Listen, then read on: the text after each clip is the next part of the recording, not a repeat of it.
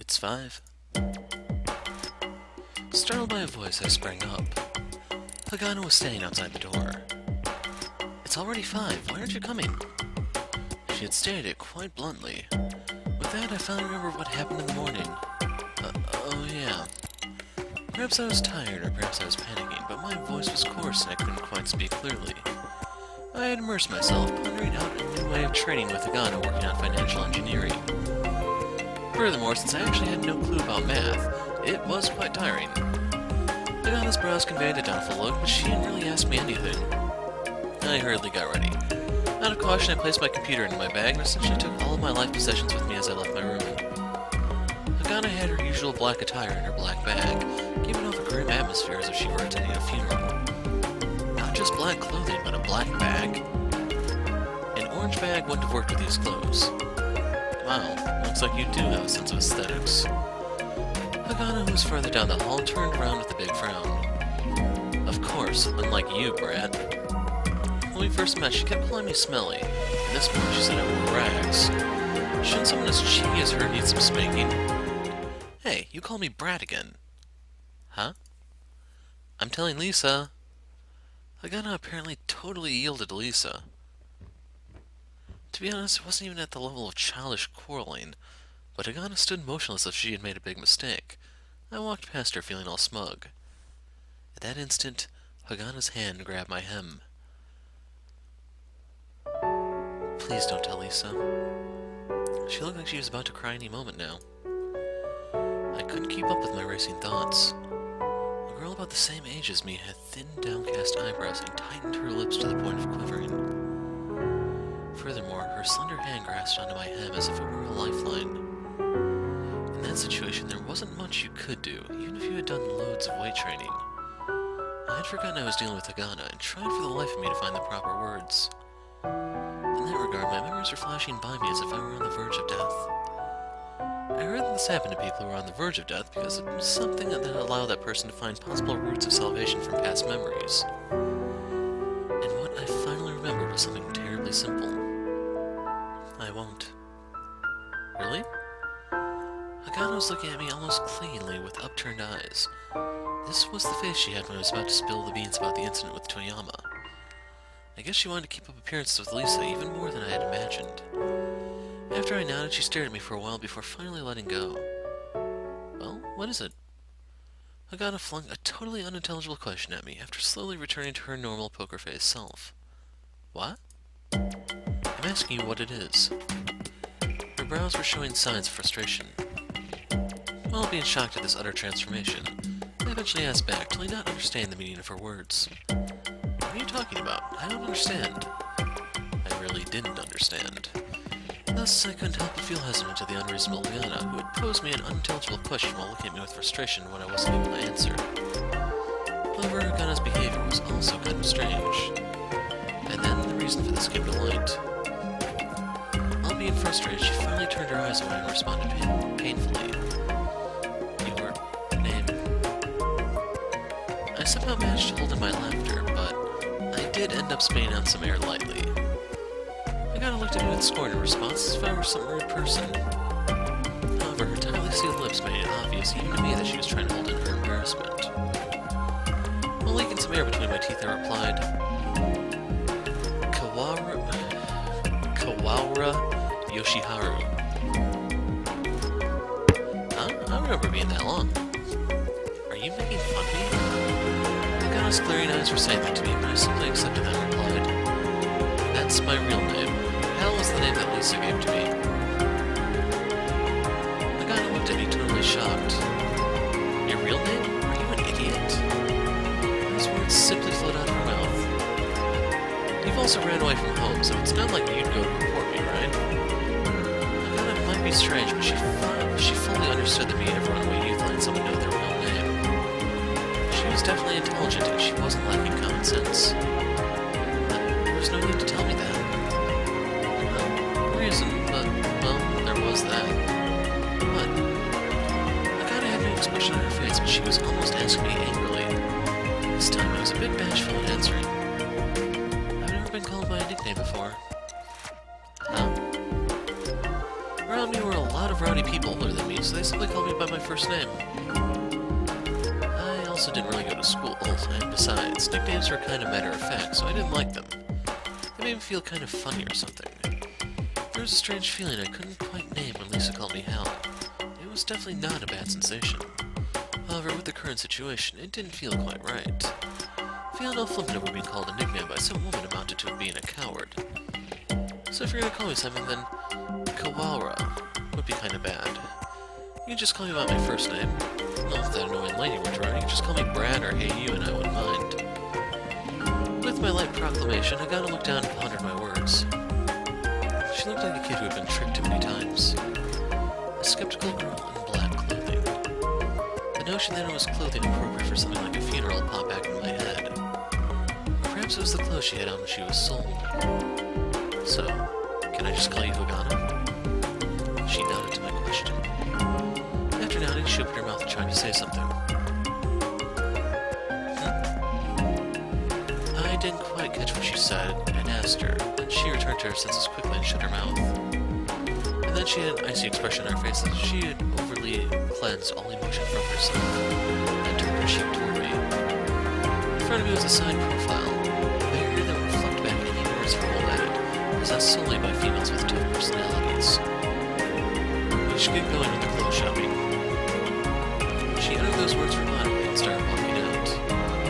The speed of change in her expression and behavior left me dumbfounded. And then a few steps ahead of me, she apparently noticed that I wasn't following her. She spun around like a well-made toy. What are you doing? Aren't you coming? Are you an idiot?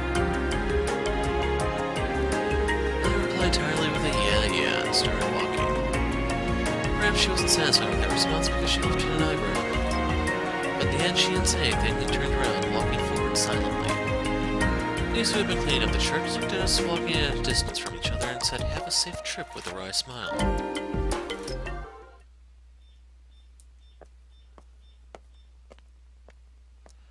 The rain had already let up. The carved-out limestone cliffs and the winding narrow streets drenched with water were sparkling under a simulated sunset. Normally I'd be exploiting the low gravity and taking flying leaps from wall to rooftop and vice versa, but Hagana wasn't cut out for it. Of course, it wasn't that she was a girl. There were sports programs where a bunch of girls with bodies as flexible as felines would run through very complicated terrain as if they were ninja warriors. However, these activities just didn't fit Hagana. It would be more fitting for her to be scrunching up her eyebrows and sipping tea outside of the boisterous and sweat-filled stadium. And so we were currently walking towards the shopping center, supposedly located on the second block, and Hagana would look back at me occasionally. It wasn't that she was carrying a torch for me or anything like that. It was just too much for me to be able to walk alongside a girl, so I kept a bit of distance. And since we were walking slowly through the streets, there were a lot of things I wanted to see. Therefore I could understand Hagana's irritation, seeing as I had trailed behind so many times. At any rate, there wasn't a thing in this world that you couldn't attach a price tag to, and therefore the streets were a treasure trove of information to me. It's because as long as something could be sold, someone would be earning a profit on it. What I wanted to know was who, in this case. For example, I couldn't make money by going into the building materials business, selling materials and working on construction. However, I could invest in a company that did that and be able to share in the profits. I could do this via stock investments. If I could earn money without having to pour hours of my own sweat into it, then wouldn't that be the proper thing to do?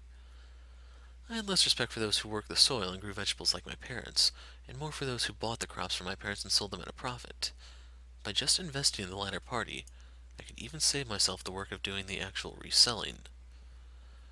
By glimpsing at the houses along the street, the building materials and doors, the toys hanging from the window frames, the furniture and electronics that could be seen, I could determine what people in the income bracket here had bought and what was currently popular. What people passing by wore, what terminals they had with them, and what stores they went into. If there were indeed 4,000 or so companies trading on the stock exchange, one would definitely be able to see a product from at least one of the companies everywhere you went. The seeds to money-making lay all over the place, and I was merely peeling back the fruit to get at the seed. And this method was the fastest and best way to get rich, or should have been.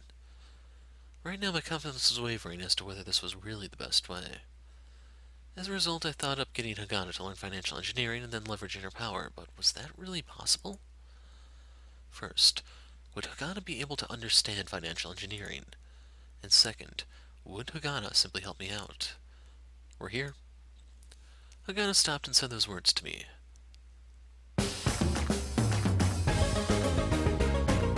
had walked along a street jam between buildings 6 to 7 stories high, which felt like they could fall over any moment and block our way, and went up the crooked steps.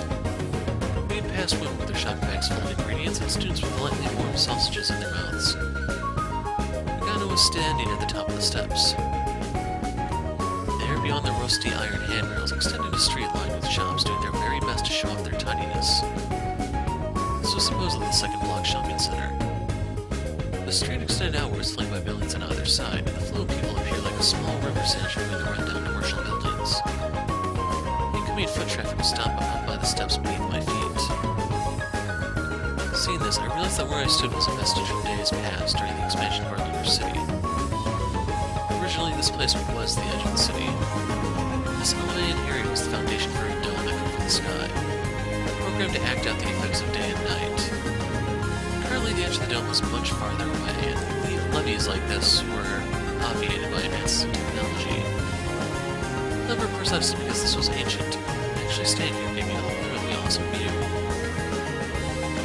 I wasn't sure if it was made of concrete or carved out of lunar terrain, but there was definitely something like a levee extending to my left and right. It was immediately swallowed up by a myriad of buildings, so I couldn't follow it very far, but I was able to see a piece of lunar history there. What? Hagana looked at me with a puzzled face. It looked like scratching up her brows was her instinctive response to anything puzzling. I looked up and explained it to her.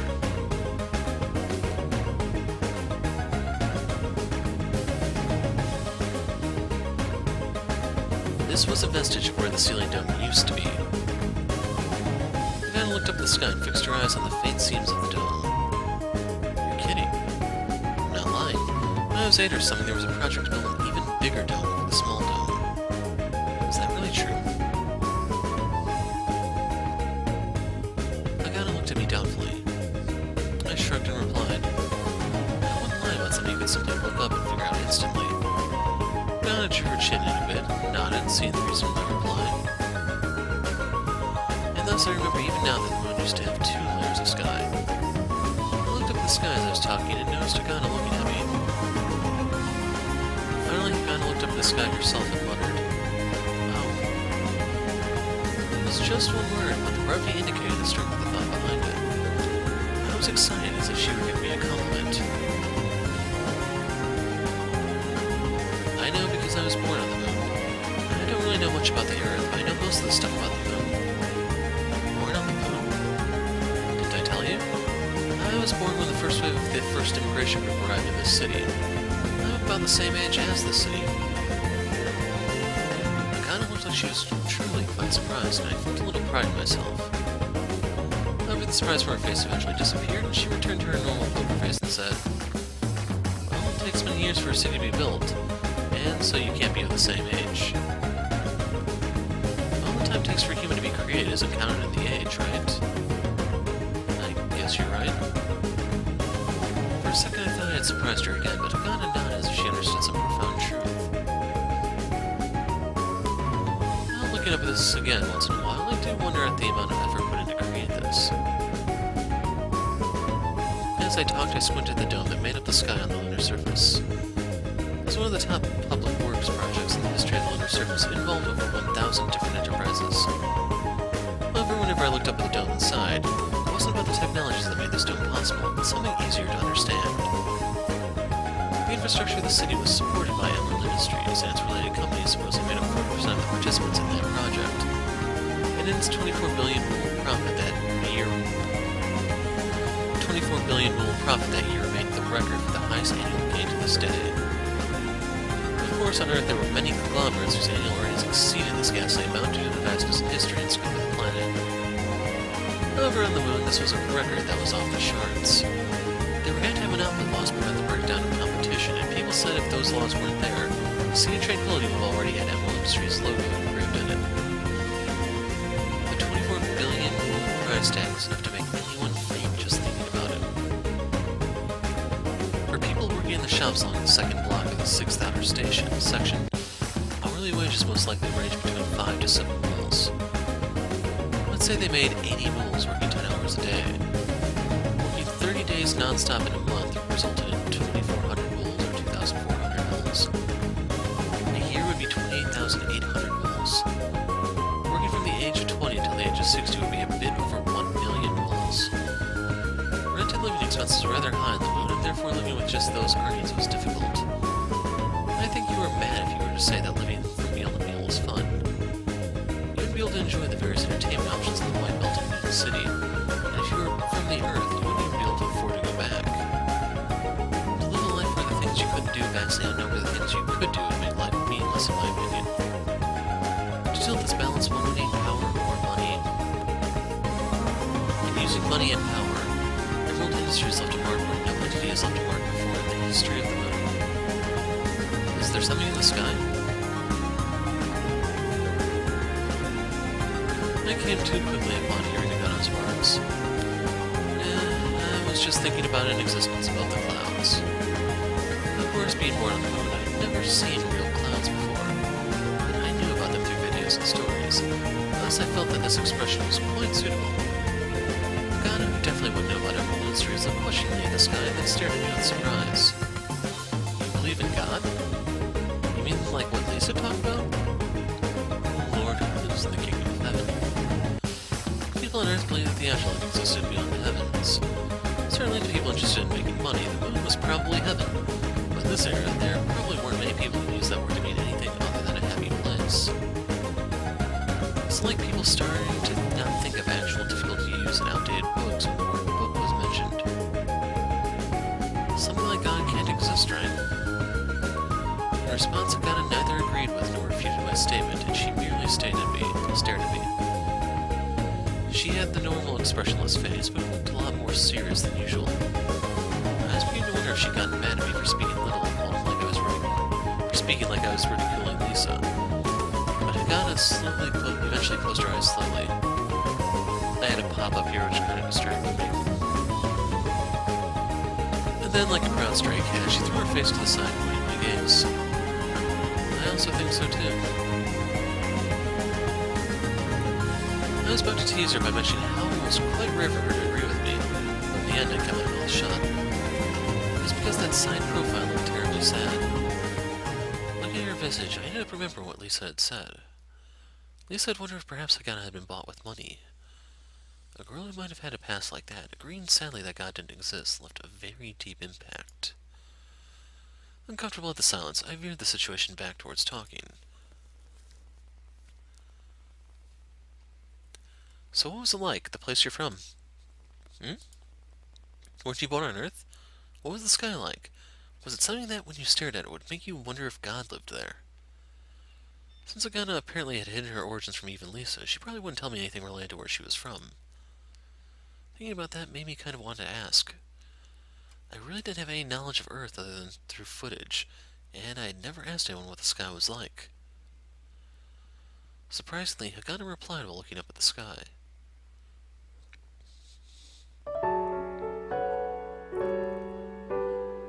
It looked kind of like what it does here. You mean like the moon?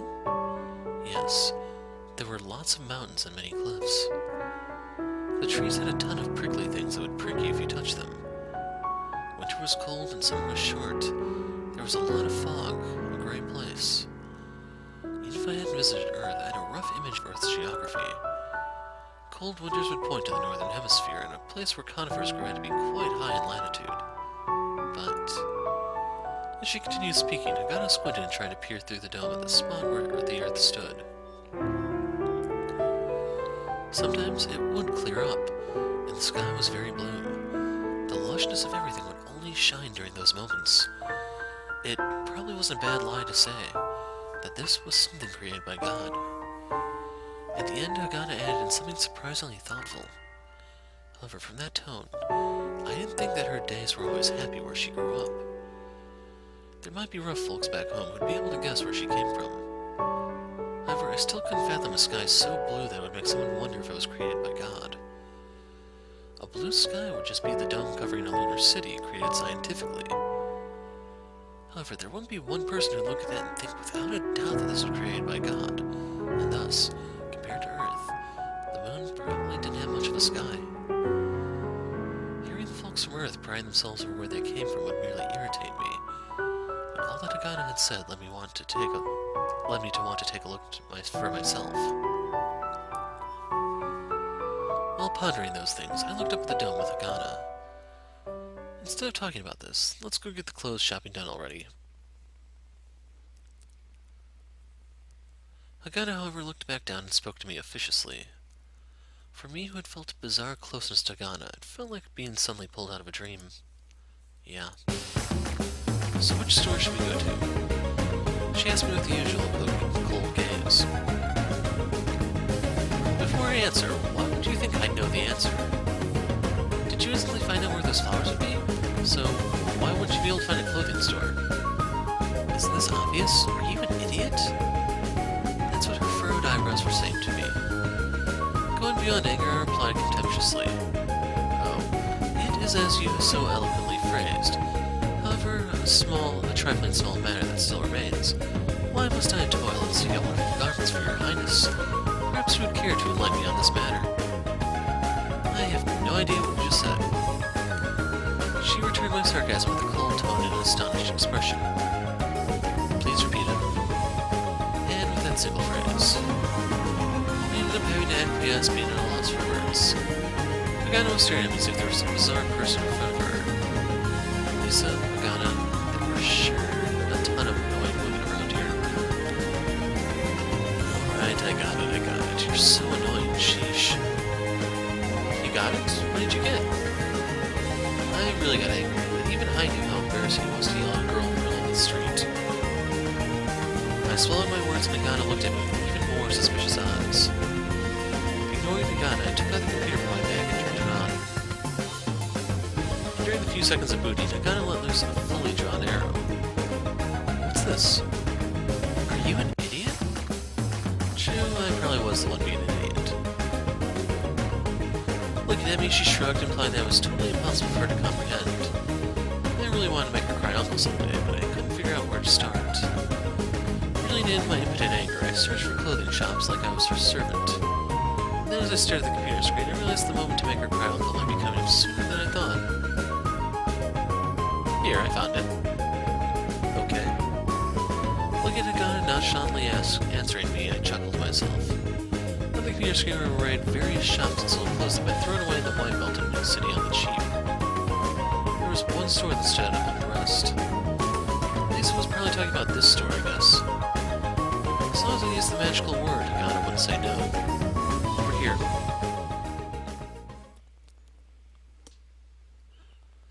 Leading Hagana, I went up the stairs and traversed an aerial corridor that spanned the shopping streets.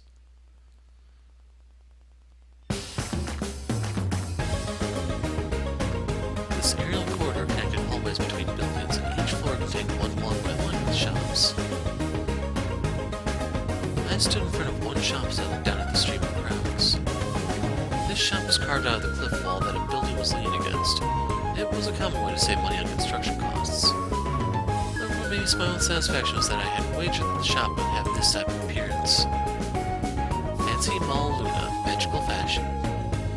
The sign was written in a cringeworthy font that would make most people faint. Inside the store were fantastic things that one would wonder who'd ever want to try on. It would be the antithesis of the mad-loving Hagana, clad in black from head to toe. The store was full of apparel with polka dots and gaudy stripes, or dyed in colors that make people's eyes bleed. On either side of the entrance was a mountain of red plastic hair clips and strange, seemingly useless wooden badges. I heaved a sigh when I realized that all the goods here were something profitable to someone, whether they were shipped from Earth or made with the limited resources of the moon. I really felt the weight of the fact that not everyone doing business on the moon was an upstanding person. Just by peering into the shop, one would see many girls with their heads in the clouds. If the black-clad Hagana were to step in here, it would be as if a witch had entered the premises. I was chuckling at that imagery when Hagana came to a stop and placed her hand on the door handle. I totally thought she'd be intimidated and was truly shocked at her composure. With that, Hagana opened the door, then turned around and asked me, "What? You think something like this would scare me off?" I ended up imagining her saying that to me when faced with her cold gaze. However, this might still be her acting tough. Nothing? I answered, pretending nothing was wrong. I see.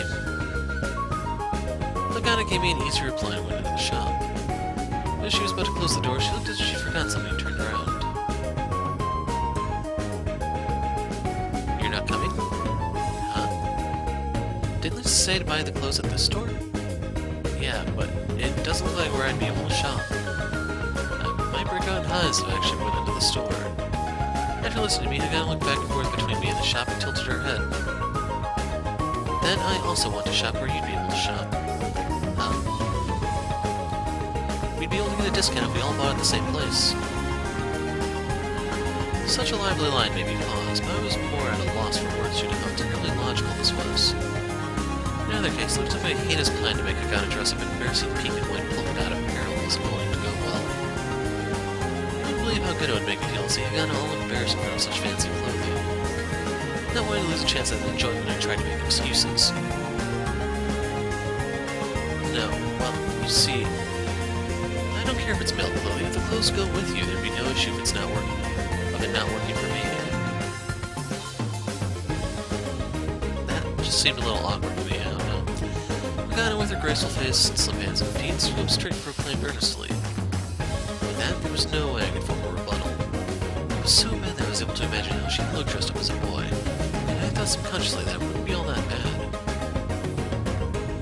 I had been moaning and groaning about this, and gotten a lot of astonished looks from inside the store, so I decided to abandon my prank. Though Lisa would have enjoyed this prank too if she had learned my scheme. So, where are you going to shop? I opened my computer again and looked for a normal, cheap clothing store. She was truly a tough customer. I was in the middle of searching for shops while swearing in my head when...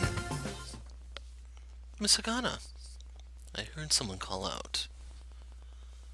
I looked up and turned in the direction of the voice. In the aerial corridor 2 to 3 floors below, there were a few people around Chris's age who appeared to be elementary school students. They were full of excitement looking up at us. What the? As I was whispering to myself, a brown-haired girl I happened to make eye contact with got all bubbly, cupped her hands over her mouth and whispered to the kid next to her. Friends of yours? I asked Hagana and she replied quietly. Students. Oh? Goodbye, Miss Hagana. And then the gossiping girls gave us big waves and big smiles. There were, incongruously, 2 boys next to them who were struck dumb with amazement as they looked our way. Then the girls pulled the dumbstruck boys by the ears and brought them with them, disappearing into an alley by the building on the opposite side. What's with that? As I said that, a little confused, but then I looked at Hagana and was even more surprised. She was waving back at them with a light smile. What? However, when she noticed me looking at her, that smile vanished. You could say there was a rather unfair difference in attitude, but it's not like I was actually flustered by her smile. I was just totally shocked at how her expression became so gentle when she started smiling. Nothing. I suppressed my excitement, telling myself that it was only because it looked nice. And then, once I'd regained my composure, I spoke. I was surprised to see that you really are a teacher. It wasn't wrong to say that I was surprised at that, and thus it wasn't a lie. She was something, all right. Those kids didn't look like the type who'd listen to her, but they'd all become adoring fans. At least, it was something I couldn't do. It's just teaching math, so I could at least do it. I was again surprised at her unusual modesty. And looking at her strangely tough expression made me wonder if she was a bit embarrassed. However, that's the only thing. Huh? Looking off in the direction where the kids disappeared, she whispered. That's the only thing I can do. What do you mean? Being able to do that is pretty good, isn't it? I replied innocently, and Hagana shut her eyes and then slowly opened them.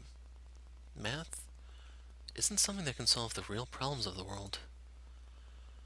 I'd ended up staring at her profile without noticing. Normally she'd glare back at me with a what, but she merely glimpsed at me for a second, then continued looking far off into the distance. Perhaps she was just talking to herself? That was probably the case. Sold for her talents and brought to the moon, she decided to run away from home for some reason. Plus, Lisa had talked a bit about Chris's circumstances. She was smart, loved to learn, would skip out on lunch to earn money to pay her tuition with Hagana and learn math from her. However, Despite all that, it wasn't clear whether she'd be able to get into college with a scholarship. That could easily be the biggest gamble of her life, one that could bring her out of poverty. Hagana most likely knew about Chris's family situation, and thus, with the problems in front of her, it must have been painfully obvious to her how little power her math had on everything. Therefore, while looking at her from her side, I could feel my heartbeat rising faster as well. In my head was the idea of using math to trade stocks. On the rare chance that Hagana could accomplish that, she'd probably also be able to solve a lot of problems that have been troubling her. I reflected upon Hagana's expression as she waved cheerfully back to her fond students. From my personal viewpoint, Hagana would simply be an annoying person. However, in reality, that might not be the case. And if that were the case, I was about to ask her something and drew in a big breath. But at that moment, Hagana suddenly turned towards me. Did you find a shop? Having been asked straight up, I swallowed my words and returned my gaze quickly to the computer. Yeah. Where? Before I could answer, Hagana appeared at my computer screen with her usual squinting eyes. I guess it's around here. And then she walked off. My vision chased after Hagana. I was about to say something, but nothing came out. I totally screwed up the timing. I stood there dumbfounded. Hagana, who had gotten to the edge of the steps leading down, turned around to look over my way. Why aren't you coming? Upon those words, I shut my computer like an obedient kid. Hagana, playing the part of the parent, swung her head back arrogantly and started walking again.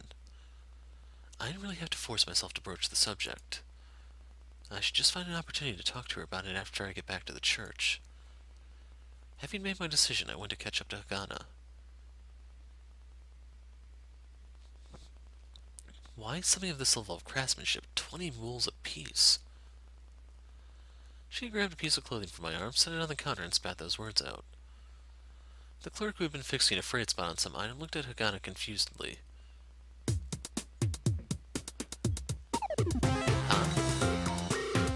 Why is it the clothes over there are better made from better materials, even though they're 20 mules for 2 pieces?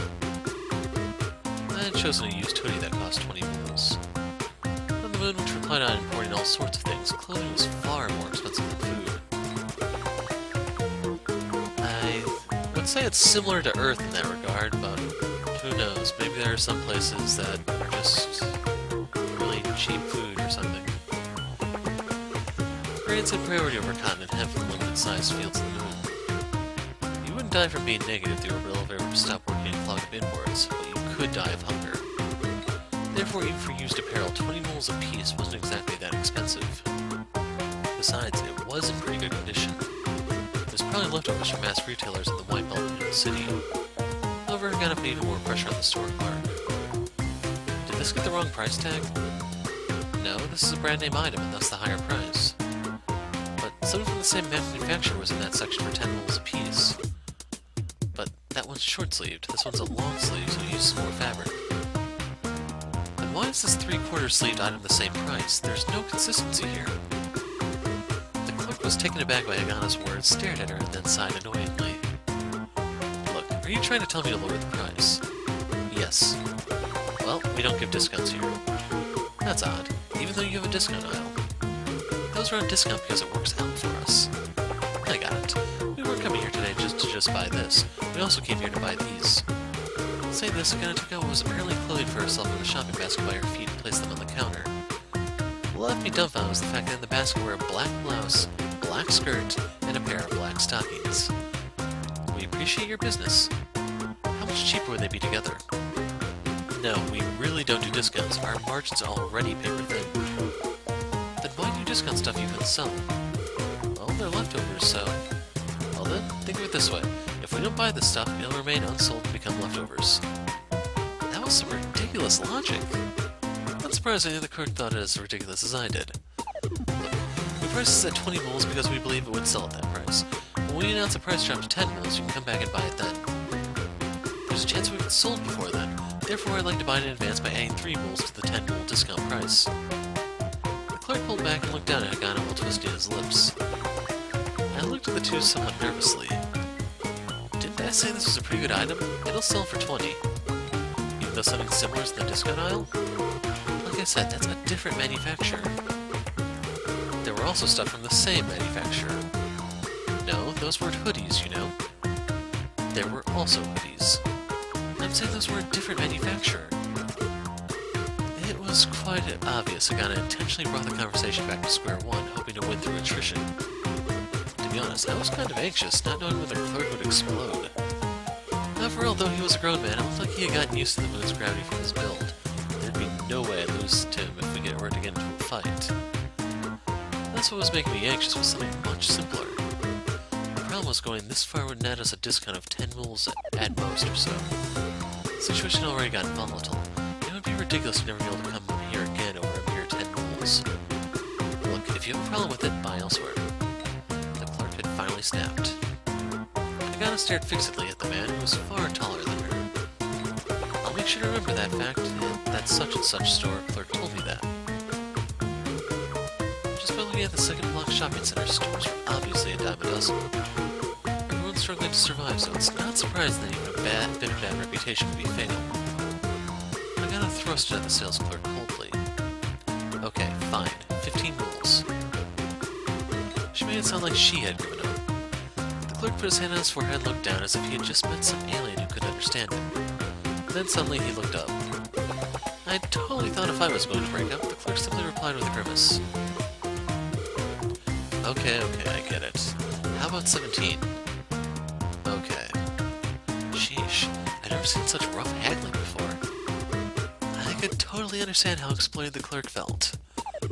Going through all that just to save 3 rules was unfathomable to me. Here I thought I was shameless, but this turn of events showed me how surprisingly naive I was. Rather than pushing into an explosive confrontation with a store clerk just to save 3 rules, I'd rather eat the 3 rules with a smile. Making no effort to hide the fact that he was dealing with an annoying customer, he took the items from the cart and started ringing them up. And then Hagana spoke up steadily.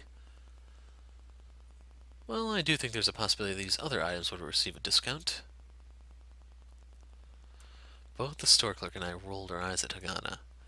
Hagana instantly looked back and said, "Furthermore, I run a private tutoring service, and my students are talkative and growing fast. Do you understand what that means?" Her silent message skewered the clerk. If this went well, he'd get new customers. If this went poorly, a bad reputation would spread. This was a big deal for a one-person shop caught in a lose-lose situation. Finally, the clerk looked at me with supplication. What, you're going to push it on to me? After I thought that, Hagana broke the silence with her clear voice. Take a further 5 rubles off the total price. It wasn't an impossible compromise. The clerk's lips were quivering as if he'd bawl out Hagana any moment now. In the end, though, he lowered his head and gave Hagana a sum total of an 8-rule discount.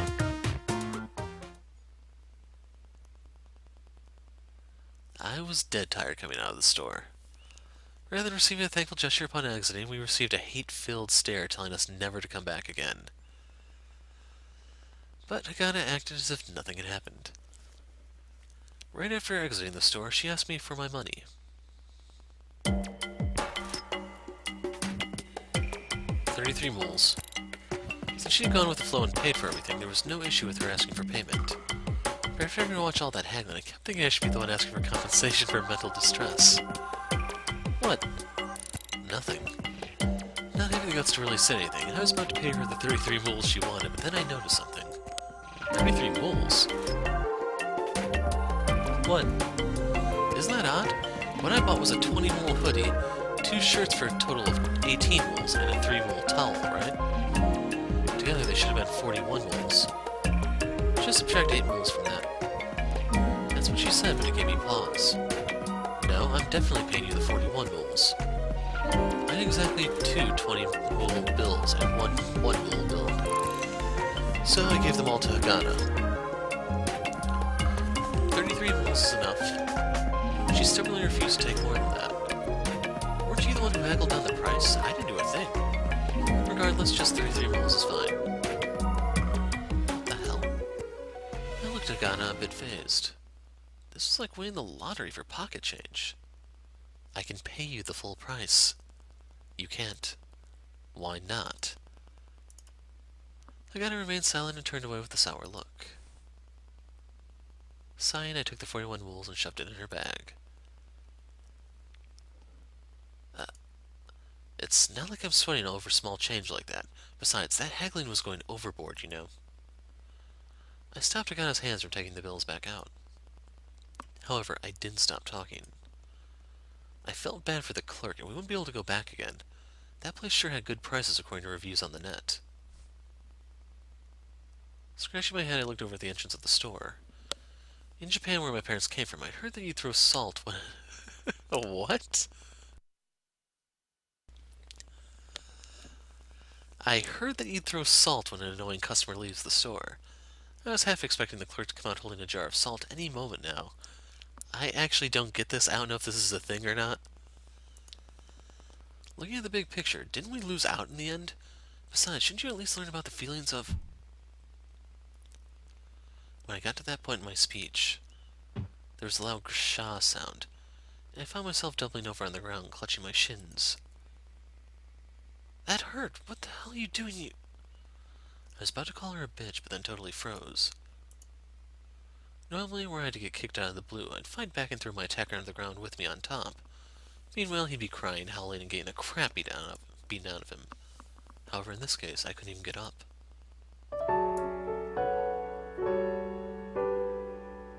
It was because Hagana was looking down at me with eyes about to let loose the torrents of the Nile. My head was swimming even more so than when I got kicked suddenly, and I had no clue what I should say.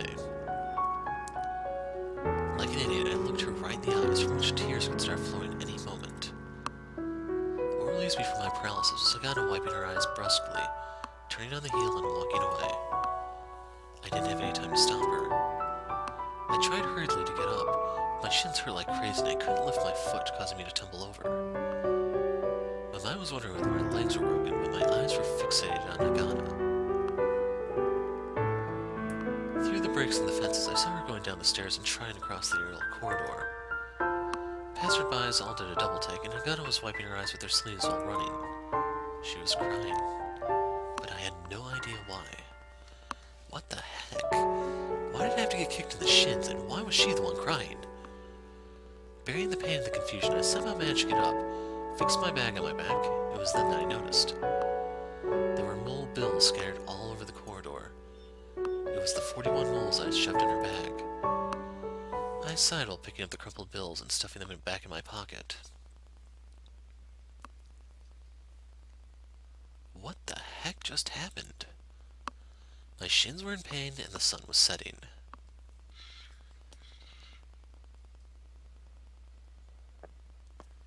Around the time I returned to the church, it had already gotten dark, and the streets and fronts of the buildings were lined with chairs and tables. For the people clad in worn-out day's labor clothing, who were enjoying a drink, having a meal, or having a chat with each other, it was a small way to draw some enjoyment out of the evening. For someone like me who had not a shred of interest in revelry, all I could think about was that it was a hindrance to my usual strolls through town. My leg also hurt, so I'd finally gotten back with more than a little difficulty. That took you a while. The church door had been bolted shut, so I pressed the intercom and had Lisa let me in. After opening the door, Lisa had a bewildered and shocked expression on her face, as if something very strange had happened. As I entered the spacious and empty church, the door behind me closed. So why did you make Hagana cry? Lisa sighed as she asked me that question. Just as I had finally gotten back to be questioned just like that was enough to make me want to start crying too. Like hell I'd know. Are you hurt? Of course. Jeez, that's what happened after she lashed out and kicked me in the shin out of nowhere. Looking at my leg, Lisa said nothing as she touched her own shin. Look, I have no time to be angry about it. I had no idea what happened there. It wasn't like you could do anything once you started crying. What the hell was that? And on top of that, as soon as I get back, I get pegged as the culprit. Sorry, don't be upset. As I kept on talking, Lisa tried to alleviate the situation. She placed her hands on my shoulders and apologized sincerely. I tried to shake her off, but Lisa nevertheless held tight and looked at me silently. She was rather good at that stance. Staying mad had started feeling silly, so I sat down on the couch. But even you would be at first concerned about her if a girl started crying, though, right, Hal? As irritating as it was, Lisa's reasoning was sound, so all I could do was nod in agreement. Besides, I don't know what's going on either. I had totally thought you two would be coming home all friendly and such. Huh? In my rather displeased response, Lisa was taken aback. Calm down. She then put the palms of her hands together and looked at me. But Hagana didn't thank you? A dubious look crossed my face at Lisa's words, and the crease in my brow looked like it was going to twist itself. Thanks? There's no way she would have done that, and for what anyway? Hey, really, what happened? Lisa also had a dubious look on her face as she asked. I sighed and answered her back. I don't know. When we went clothes shopping, Hagana really laid down the hammer haggling the price down. When I was going to pay full price for my share, she insisted on giving me back the difference of the haggled price. But I didn't really do anything to deserve it. I said I didn't want the money after her unbelievable haggling, and then she kicked me in the shin. Just saying that made me remember how unreasonable it was. Besides, telling Lisa what I remember was weird enough. I was against going into any more detail on the matter. Nevertheless, it seemed that just listening to me was giving Lisa a headache as she rubbed her temples. Then she sat in a chair facing me, leaned back, and spoke. I didn't really take into consideration her awkwardness. Huh? Lisa sighed deeply and raised her head. It was I who told her to haggle while going shopping with you. Huh? She's really good at that sort of thing, but I see. Of all things that happened. Wait, I don't understand what you mean. Sorry, I will start from the beginning. After saying that, she looked behind her as if she had noticed something. Then she got up, opened the door to the main part of the building, and surveyed the other side. After that, she closed the door quietly and came back and started talking. Well, remember what happened when Toyama came here? Yeah. Toyama was probably really angry, right? Yeah, that was really something. He has a daughter that is about Hagana's age, but they don't really get along. On the moon, moneylenders are also looked at disdainfully. Probably because of that they stopped talking to each other. Wow, that's unfortunate. That's true. Despite what he does, he really is a good person. So I wouldn't have been surprised if you'd actually hit her. But you came in, took care of the interest payment, and saved the day, didn't you? And besides, Hagana wanted to hide that from me, and you did end up going along with her plan. After that, I then asked Hagana, did you thank him properly? That's certainly what Lisa would say, and I imagined Hagana's reaction. You probably imagined it exactly right. I guess so. But it was true that you helped her out there, and I told her to properly thank you. Okay, then what was all that haggling? Yes, she's rather good at it, after all. I told her to thank you by haggling over prices since you probably didn't have any more money left. That's fine, well, you may not like the idea of it, but Hagana was probably in high spirits about it. Lisa's seemingly apologetic words were, in actuality, swirling around in my mind. It was true that Hagana's way of haggling was strange despite her harsh personality. If she always haggled that way, someone like Lisa would have warned her by now. Well, it was pretty bad. I wouldn't be able to go back to that shop. That bad? Jeez. Lisa put her hand over her forehead, perhaps wondering what else could be done. On top of that, though she was the one haggling, without saying another word, she just handed me the difference. Certainly anyone would refuse it. You are right. You weren't in the wrong. If anyone was wrong, it would be me. You didn't do no wrong, woman. I said that hurriedly, and I could see a tired smile under her hand. Thank you, but, woman, it wasn't your fault, Lisa. Okay, thank you. Lisa nodded her head and smiled, but I felt like I was getting a headache. I had no idea as to what I should do. In order to thank me, Hagana used those high-handed haggling tactics. On top of that, she thought that I was out of money and pushed all the savings onto me. Part of me wanted to say that if it was just a few moles, then it would have been better just to pay up. No matter how you looked at it, it was an unlucky incident. There was no other way to say it. It would be strange for me to ask you to apologize to Hagana after all. I'm the victim here after all. I'm pretty bad when it comes to this kind of thing, though. Lisa probably gave advice to Hagana out of morality and the kindness of her heart, but those attempts completely backfired. However, where I'd feel kind of sorry, even if Lisa felt bummed out about it. Well, time will mend things. You don't hate her after all, right? Lisa looked directly at me and said that. Whether I disliked her or not, the only answer was to say no, I suppose. Or should I say, regardless of what I would say, she did talk a bit about her hometown, and about the smiles on her students' faces, so certainly she understood a thing or two about human emotions. Besides, this time it was an unfortunate turn of events due to Hagana's awkwardness, so there wasn't really a reason for me to feel resentful. I suppose not. Thank you. You ain't the one to be doing the thanking. Jeez, you really are foul-mouthed, aren't you? Lisa laughed sarcastically as she stood up from her chair. But, well, that was it. Well, why don't we get some food? You're hungry, right? Lisa smiled as she extended a hand toward me. I took her hand and stood up. What I felt in my mind was like the mental equivalent of a bad aftertaste. And I felt disappointment, as it would be pointless to propose the idea of financial engineering to Hagana. That night, with the registration deadline looming, I signed up for the investment contest. Even on my own, I should have a chance at it. As I thought about how I didn't necessarily have complete confidence in myself, I soon fell asleep. We'll go a little bit further. Even though this would be a really nice breakpoint, I think. The third investment contest, sponsored by the Ratzinger Economics Research Center. The investment contest took place in a virtual world, but the securities market prepared for the event was practically no different from the actual one. There were companies, balance sheets, dividends, and from time to time unforeseen incidents, mergers, and even bankruptcies. The only links to reality were the exchange rates, interbank interest rates, and the various energy markets, and the lunar clock. The contest ran for half a year with a total of 100,000 participants. At any one time, roughly 20,000 of them would be conducting trades at their own pace. Each person starts with 10 million virtual moles and can trade for a total of 40 days. To qualify for the event, there was a system where contestants were selected one by one, either by the Economics Research Center or by a supporting investment bank. And thus, many of the contestants invited in the early days of the contest had already finished their trade and had their performance evaluated. The performance results were broadcasted and updated in real time.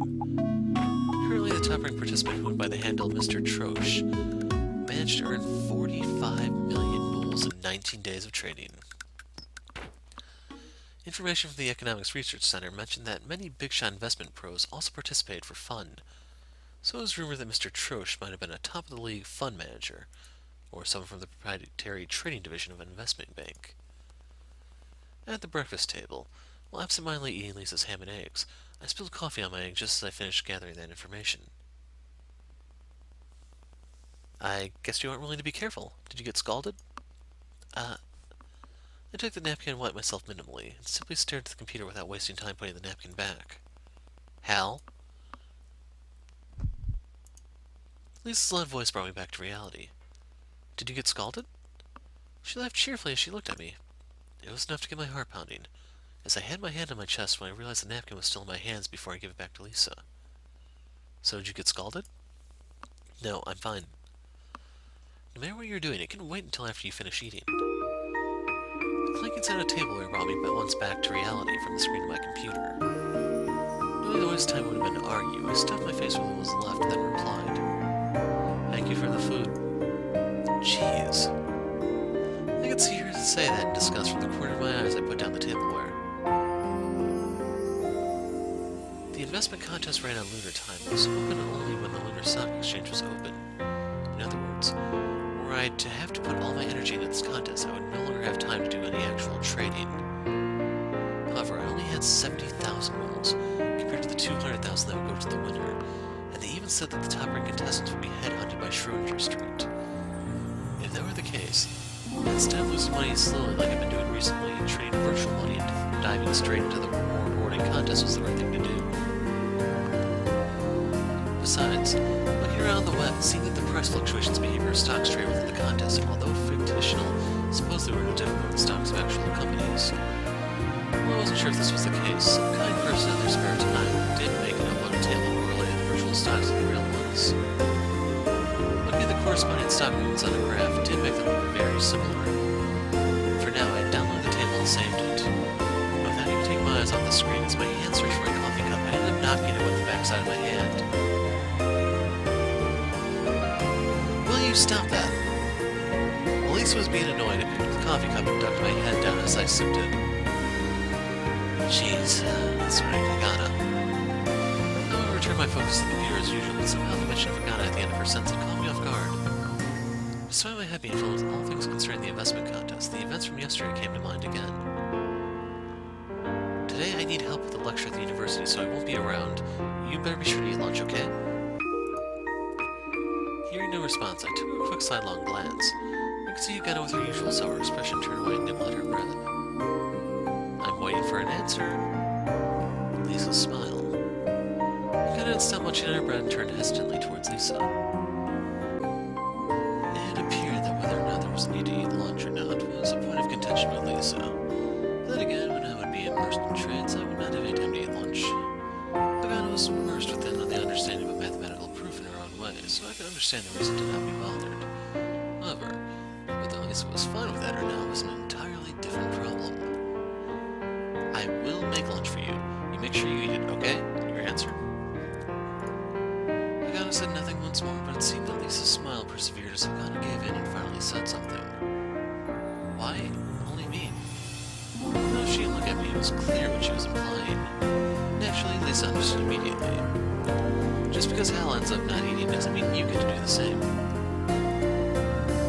After bartering so forcefully at the clothing store, Hagana acted like a child in front of Lisa. As I thought about that, I was drifting around the sea of the net absent-mindedly, but suddenly I realized that Lisa had turned towards me. Well, Hal, are you going to remember to eat, right? Even though she hadn't bothered me while I was training up until now, she somehow decided to choose today to do so. I looked at Lisa and confronted her smile. It was a smile of poor taste. Is this what caused me extra? Flabbergasted, she sighed in response to my desperate reply. Of course not.